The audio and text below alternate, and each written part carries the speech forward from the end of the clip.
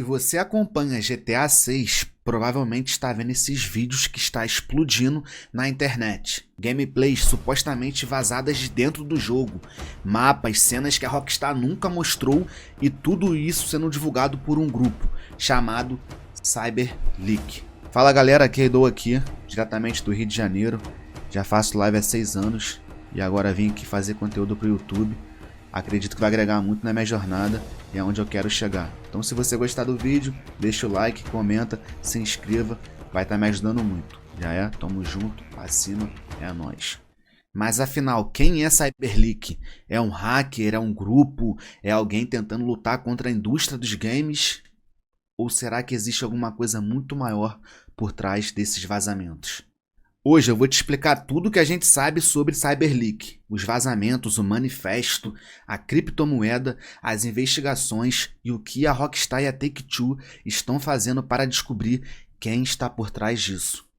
Em meados de agosto de 2026, esse nome começou a aparecer muito forte na internet, no X, em diversas redes sociais. Informações do mapa, informações da rádio, gameplays, tudo isso começou a circular na internet. Poucos dias antes do anúncio oficial da Rockstar. Tem noção? Dia 27 de agosto a Rockstar anuncia o trailer e tudo isso começa a vazar. E o mais obscuro disso tudo, ninguém sabe quem é Cyberleak. Quem está por trás desse nome. Esse é o detalhe mais importante.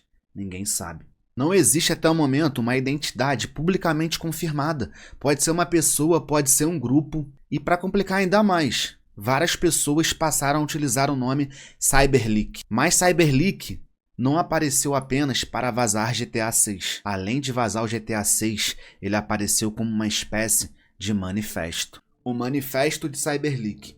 O manifesto contém 3 mandamentos. O grupo diz que qualquer publicadora que viole esses princípios podem ser alvos de novos vazamentos. É como se os caras fossem um grupo mesmo, um Anonymous da vida ali, protestando contra as empresas e etc. É como se eles tivessem realmente poder para bater de frente. Se ligou? Tipo assim, os caras tão botando terror mesmo. E o mais interessante é que esses 3 pontos do mandamento têm uma linha em comum. O controle que as empresas exercem sobre aquilo que o jogador compra. Vamos por parte. O primeiro mandamento do Cyberleak é simples. Chega de pré-venda digital. E o argumento do Cyberleak é o seguinte. A pré-venda nasceu em uma época que existia uma limitação física. Tinha que fabricar disco, colocar as caixas nas lojas, lidar com estoque. Só que no digital não lida com estoque, porque uma cópia digital nunca acaba. E então, na visão dele, o consumidor está pagando antecipadamente por algo que ainda não pode jogar. E é aqui que o manifesto começa a ficar interessante, porque ele não está dizendo não compre GTA 6, ele está questionando o modelo de venda. Agora, vamos para o manifesto 2, o fim do fake DLC, ou melhor, como ele chama, fake single player DLC. Deixa eu explicar melhor a visão dele. Imagina que você compra um jogo a R$150, certo? Dentro do arquivo desse jogo contém uma missão ali completa. Só que essa missão vem bloqueada. A empresa então vende uma chave que simplesmente desbloqueia. Por exemplo, R$70 a mais. É isso que ele chama de fake DLC. E então ele cita mais exemplos como armas, personagens, missões, capítulos de história e etc. Na visão dele, se você já comprou o jogo e o conteúdo está dentro do jogo, você não deveria ter que pagar novamente para desbloquear aquilo. É basicamente isso a visão dele do Manifesto 2. Agora vamos para o Manifesto 3. Jogos single player deveriam funcionar offline. A ideia do Cyberleak é que se um jogo possui conteúdo single player, deveria existir um modo offline permanente. Vamos lá, exemplo. Você compra um jogo single player, paga pelo preço completo, baixa o jogo, joga durante anos e um certo dia as empresas desligam o servidor. E ele simplesmente para de funcionar. Foi dessa forma que aconteceu com o The Crew. E para a Cyberleak, isso não deveria ser permitido. A solução defendida no manifesto é simples. Quando uma empresa encerrar os servidores, ela deveria lançar uma última atualização liberando conteúdo single player para sempre. Bom, esse foi o manifesto do Cyberleak. Podemos ver que os 3 pontos giram em torno de uma mesma ideia. Depois que o jogador paga por um jogo, até onde vai o direito da empresa sobre aquilo que foi comprado? A filosofia é até interessante, só que tem um problema nessa história. Enquanto o Cyberleak diz estar lutando contra práticas que considera abusiva na indústria, os próprios vazamentos foram acompanhados de uma promoção de uma criptomoeda. Então fica a pergunta: estamos diante realmente de um grupo motivado por uma ideologia ou de alguém usando uma causa legítima para justificar os próprios interesses? E agora eu quero saber de vocês. Vocês concordam com esses 3 pontos do Cyberleak? Fim das pré-vendas digitais, fim do chamado fake DLC e a obrigação de preservar os jogos single player offline? Porque concordar com essas ideias é uma coisa.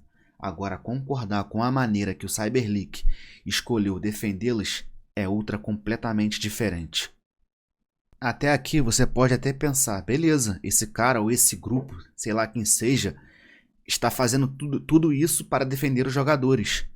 Só que entra uma coisa que muda completamente a história. Cyberleak. O Cyberleak não vazou apenas do GTA 6. Ele criou uma criptomoeda e começou a colocar links e QR codes juntos dos vazamentos. E o Cyberleak tem uma resposta para isso. Segundo eles, a moeda não foi criada apenas para ganhar dinheiro. Foi para financiar um projeto super secreto para defender os direitos digitais. Só que tem um porém, esse projeto nunca foi explicado e nem detalhado até agora, até o momento. E aí eu comecei a olhar para essa história um pouco diferente. Primeiro, publicou um manifesto contra a indústria, práticas abusivas, certo? Depois, uma criptomoeda e usa os próprios vazamentos GTA 6 para atrair para ela. Pera aí, calma lá. Primeiro é pelos jogadores, depois tem dinheiro envolvido. E existe uma coincidência impossível de ignorar. Toda vez que um novo vazamento chama atenção, a moeda também ganha exposição. Isso criou suspeitas de que os vazamentos também poderiam estar servindo como uma estratégia para promover o token. E não era simplesmente uma moeda divulgada no site. O Cyberleak chegou a usar a própria criptomoeda para participar da escolha de quais vazamentos seriam publicados. Ou seja, dinheiro e vazamentos começaram a fazer parte do mesmo sistema. E aí chegamos à pergunta mais importante. Qual é a verdadeira intenção do Cyberleak? Ele vai realmente criar um projeto secreto para defender os direitos digitais?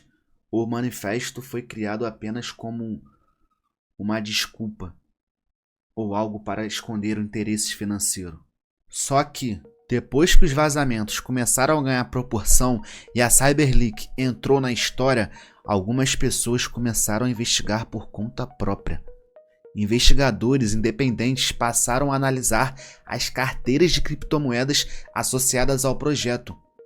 E algumas dessas análises também tentaram encontrar conexões entre essas carteiras, os fundos movimentados e a própria infraestrutura utilizada pelo Cyberleak. A partir daí começaram a surgir possíveis pistas sobre a origem do dinheiro e sobre quem poderia estar por trás dessa operação. Mas aqui existe uma diferença muito importante. Uma pista não é uma identidade confirmada. Tudo isso são investigações de terceiros. Elas podem apontar caminhos, levantar suspeitas e conectar informações, mas não provam sozinhas quem é Cyberleak. E então surgiu a primeira teoria que realmente chamou a atenção dos investigadores. Um usuário já navegava muito antes em fóruns com um username chamado Cyberleak, bem antes do GTA 6. E esse perfil tinha relações a atividades com tecnologia e inclusive cibersegurança. Só que tem um porém: encontrar um nome na internet não quer dizer que é a mesma pessoa. E uma segunda investigação acabou levando em uma pessoa específica na Espanha. Investigadores encontraram conexões entre essa pessoa, determinados nomes e canais utilizados na internet, além de outras informações que pareciam combinar com a identidade de Cyberleak. Leak. A partir dessas pistas, surgiu a teoria de que essa pessoa poderia estar por trás dos vazamentos. Só que quando foi questionada, ela negou ser o Cyberleak. E esse é justamente o problema. As conexões encontradas podem ser interessantes, mas nenhuma delas até aqui comprova definitivamente que estamos diante do responsável pelos vazamentos. Então temos uma possível identidade, mas nada confirmado. Mas afinal, o que exatamente Cyberleak vazou? Os materiais atribuídos ao grupo não se reúnem em uma única gravação.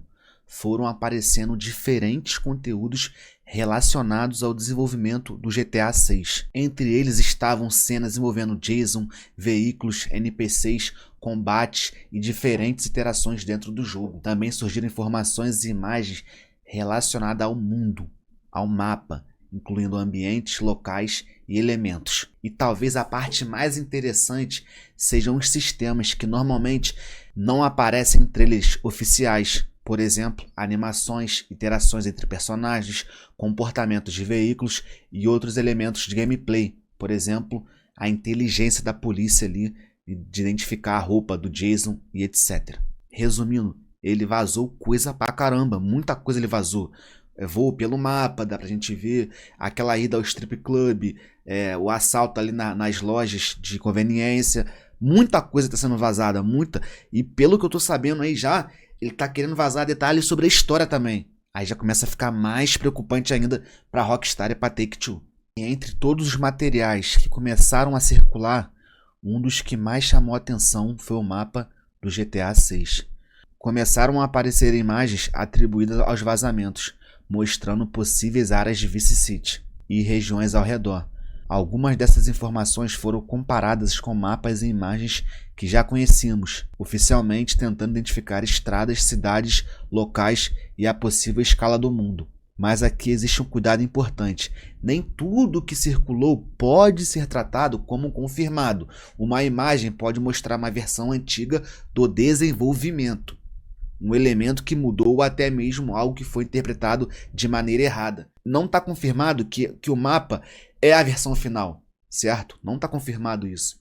Muita gente reclamou porque o mapa é só mato, isso, aquilo. Calma, não vamos nos precipitar. Pode ser que realmente seja uma build muito antiga, de 2025, 2024, e de lá para cá mudou bastante coisa.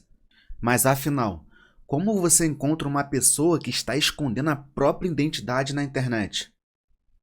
A investigação começa juntando pequenas peças. Disso aí sabemos. Contas, canais, servidores, carteiras de criptomoedas, movimentações financeiras e depois tentando descobrir se todas essas informações estão conectadas.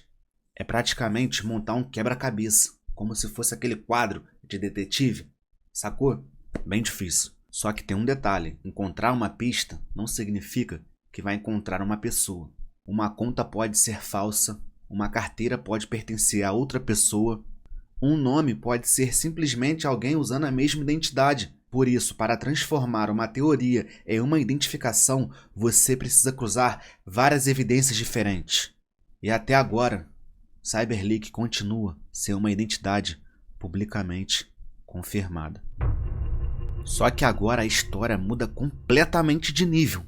Tem noção? De nível mesmo. Até aqui, quem estava tentando descobrir quem era Cyberleak eram investigadores independentes, pessoas normais como a gente, espalhadas pela internet e no mundo todo. Usuários de fóruns e pessoas analisando pistas na internet, pessoas normais. Mas agora, quem entrou nessa investigação foi a própria Take-Two. Ela mesma, a dona da Rockstar Games. A Take-Two é a empresa mãe da Rockstar Games, responsável por GTA 6.